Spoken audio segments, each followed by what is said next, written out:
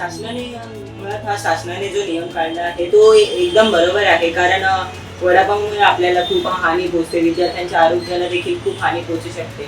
म्हणून हा शासनाने जो नियम काढलेला आहे तो माझ्या मते खूप बरोबर आहे. महाराष्ट्र एफडीएफच्या नवीन कायद्याच्या अंतर्गाने ज्या शाळेच्या आवाराच्या 500 मीटर मध्ये जंक फूडवर बंदी करण्यात घातलेली आहे. जी जंक फूड आहेत म्हणजे चॉकलेट्स असतील, वेफर्स असतील किंवा सगळ्यांचा लाडकाचा खाद्यपदार्थ वडापाव यावरही बंदी घातलेली आहे. कुठेतरी मुलांच्या आरोग्याला धोका निर्माण होईल म्हणून हे प्रशासनाने निर्णय घेतला असलं तरी पालक जे आहेत त्या पालकांनी त्याची दक्षता आणि काळजी घेणं तितकंच महत्वाचं आहे. नमस्कार, माझे नाव रोशन राजेंद्र सरवणकर आहे. मी कैलासवासी कृष्णमोरू पाटील देशमुख विद्यालय तुईन नालासोपारा या शाळेत शिकत आहे.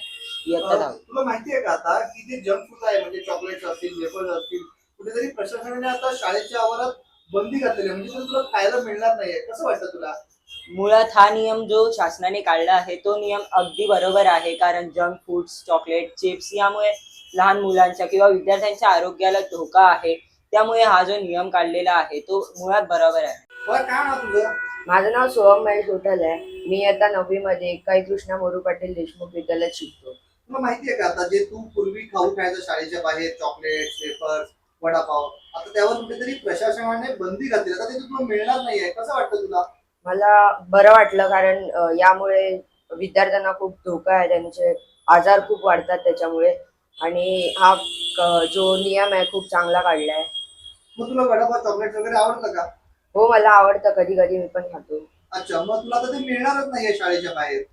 पण ह्यासाठी आमच्या आरोग्यासाठीच हे आहे म्हणून चांगलं केलंय. माझं नाव सौ सुजाता रॉली कुशीर, मुख्याध्यापिका आहे मी. नालासोपारा तुळींज येथील कैलासवासी कृष्णा मोरू पाटील देशमुख विद्यालय मराठी माध्यम सेकंडरी सेक्शन. मला असं वाटते महाराष्ट्र एफडीएने घेतलेला हा निर्णय खरोखरच अगदी स्तुत्य असा आहे. कारण बरेचसे विद्यार्थी शाळेमध्ये येताना घरून पैसे आणतात आणि आजूबाजूला जी दुकानं असतील त्या दुकानातून जंक फूड किंवा फास्ट फूड किंवा वडा समोसा तुम्ही आता जे काही म्हणता ते विकत घेतात. हे पदार्थ खरोखरच त्यांच्या आरोग्यासाठी घातक आहेत. त्याच्यामध्ये वापरलेले मटेरियल म्हणा, रंग म्हणा किंवा जी अस्वच्छता त्या ठिकाणी असते, त्यामुळे निश्चितच हे सर्व त्यांच्या आरोग्यासाठी धोकादायक आहे. बरेचसे पालक आपल्या मुलांना भाजीपोळीचा डबा देतात, परंतु हे विद्यार्थी त्याला नकार देतात आणि अशा प्रकारचं जे त्यांच्या आरोग्यासाठी योग्य नाहीये, सकस नाहीयेत त्या पदार्थाकडे वळतात आणि काही दिवसांनी त्यांना तसं त्याचं व्यसनही लागते. त्या पदार्थांकडे त्यांची आवड वाढते आणि निश्चितच हे धोकादायक आहे. म्हणून मला असं वाटतं की हा जो निर्णय घेतलेला आहे तो खरोखरच अगदी योग्य असा आहे माझा, आणि मला वाटते सर्वांचाच त्याला पाठिंबा असायला हवा आहे.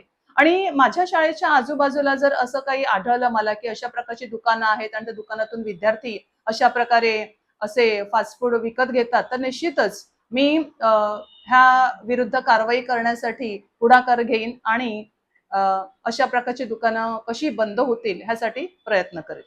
आपल्याला काय वाटतं नक्कीच कमेंटच्या माध्यमातून कळवा. नवराष्ट्रकरिता निलेश महाडिक, नालासोपारा.